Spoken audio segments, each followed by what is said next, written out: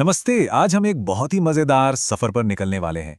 हम अपने आसपास की चीजों में छिपे साइंस को समझने की कोशिश करेंगे। सोचिए, एक सोडा की बोतल से लेकर गहरे समंदर तक इन सब में एक चीज कॉमन है और वो है विलियन की दिलचस्प दुनिया।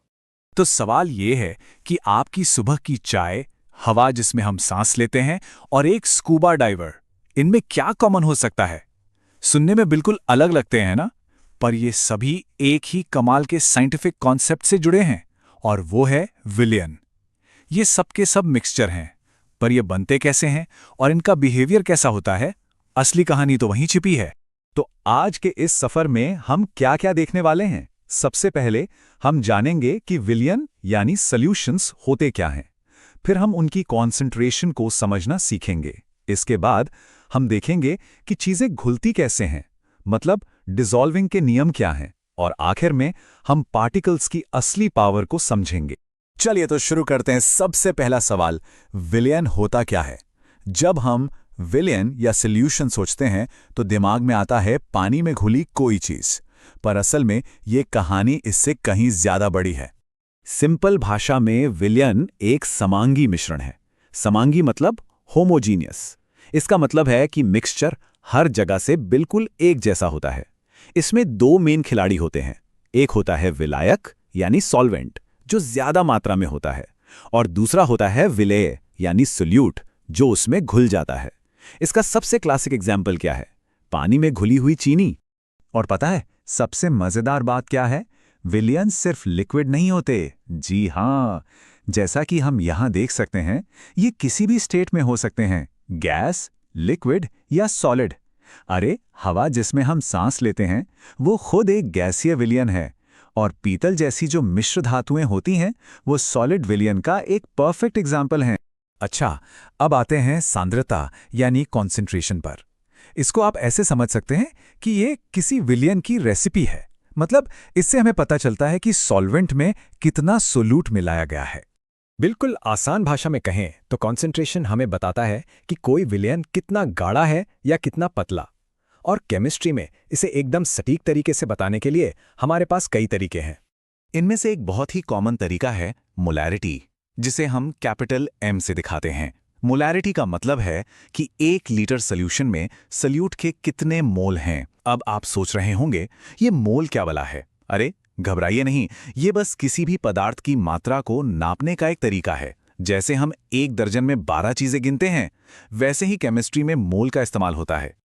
चलो इसको एक एग्जाम्पल से समझते हैं। मान लीजिए हमारे पास 450 मिलीलीटर के एक विलियन में 5 ग्राम सोडियम हाइड्रोक्साइड है। तो इसकी मोलैरिटी कैसे निकालेंगे? बहुत सिंपल है। पहला स्टेप, 5 ग्राम को मोल में कन्वर्ट करो। दूसरा स्टेप, 450 मिलीलीटर को लीटर में बदलो। और बस आखिरी स्टेप में मोल को लीटर से डिवाइड कर दो, और बूम, हमें मिल गई हमारी कॉन्सेंट्रेशन 0.278 मोलर। देखा कितना आसान था? ठीक है, तो अब सवाल ये उठता है कि कोई चीज किसी दूसरी चीज में घुलती ही क्यों है?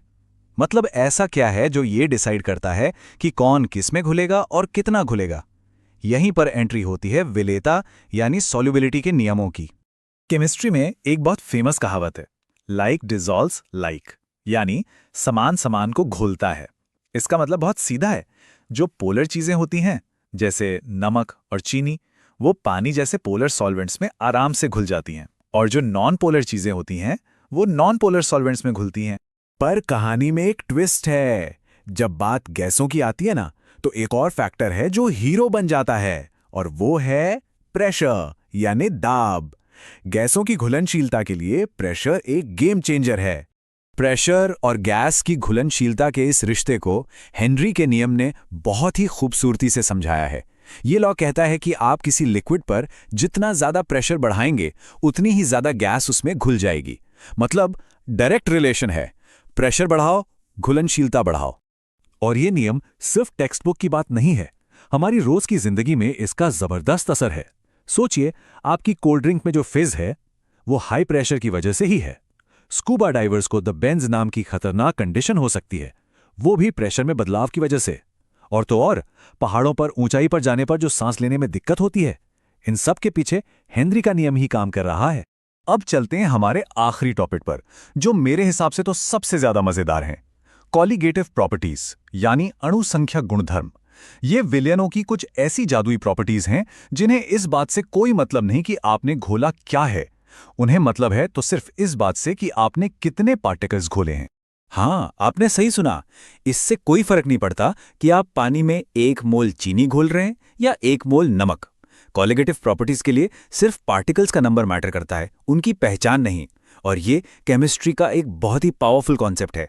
तो ये काम कैसे करता है? देखिए, जब आप किसी प्योर सॉल्वेंट में कोई नॉन वॉलेटाइल सॉल्यूट, मतलब ऐसी चीज जो उड़ती नहीं है, मिलाते हैं तो सॉल्यूट के पार्टिकल्स सॉल्वेंट के पार्टिकल्स को सतह से उड़ने से रोकते हैं।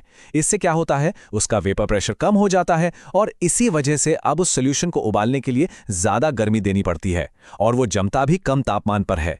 इसी को कहते हैं क्वथनांक का उन्नयन और हिमांक का अवनमन। और इसके एग्जाम्पल्स हमारे चारों तरफ हैं। गाड़ियों में जो एंटी फ्रीज डालते हैं वो यही तो काम करता है। सर्दियों में पानी को जमने नहीं देता और गर्मियों में उबलने नहीं देता। या फिर जब बर्फीली सड़कों पर नमक छिड़का जाता है, वो भी इसीलिए, ताकि बर्फ को फ्रीजिंग पॉइंट और कम हो जाए और वो पिघल जाए। और ये सब हमें एक बहुत ही जबरदस्त सवाल पर लाके खड़ा कर देता है। जरा सोचिए, अगर ये प्रॉपर्टीज सिर्फ पार्टिकल्स के नंबर पे डिपेंड करती हैं, उनकी पहचान पर नहीं, तो क्या हम इन प्रॉपर्टीज में आए बदलाव को नापकर किसी अनजान चीज का मॉलिक्यूलर मास पता लगा सकते हैं? और इसका जवाब है हाँ, बिल्कुल लगा सकते हैं। और यही चीज कोलिगेटिव प्रॉपर्टीज को केमिस्ट्री में एक सुपर यूजफुल और पावरफुल टूल बनाती है।